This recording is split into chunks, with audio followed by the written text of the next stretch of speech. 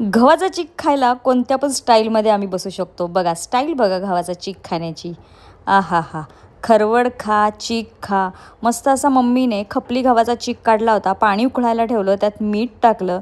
चिकाच्या प्रमाणानुसार तिने पाणी घेतलं होतं आणि हा एवढा चीक होता बघा, 1-2 किलो गव्हाचा. आणि त्यानंतर हे सगळ्यात मोठं कष्ट असतं, त्या गाठी फोडून घेणं आणि त्याला पण असा मजबूत माणूस लागतो. पातेलं हलत होतं, खूप जास्त हलवायला लागत होतं. हे सगळ्यात महत्त्वाचं काम असतं गाठी फोडणं. आणि फायनली असा फिरवून घेऊन त्या गाठी फोडल्या आणि छान असा चीक आमचा रेडी. आणि हे चाटे मेंबर म्हणजे चाटणारे मेंबर म्हणजे तो साचा झालं, पातेलं झालं, असे हे मेंबर बसले होते खायला.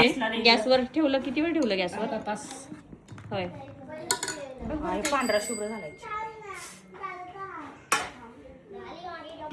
कसा झालाय? ही स्टाईल सगळ्यांची कॉमन आहे. गाऊनवाल्या बायका नाही तर ट्रॅक पॅन्टवाल्या. खायचं प्यायचं काम करायचं आणि बाजूला हात द्यायचा पुसून. बरं मी काय म्हणते, नॉर्मल गव्हाचे सगळेच करतात हो, चीक कुरड्या. पण या खपली गव्हाच्या एकदा कुरड्या आणि चीक करून बघा आणि खाऊन बघा.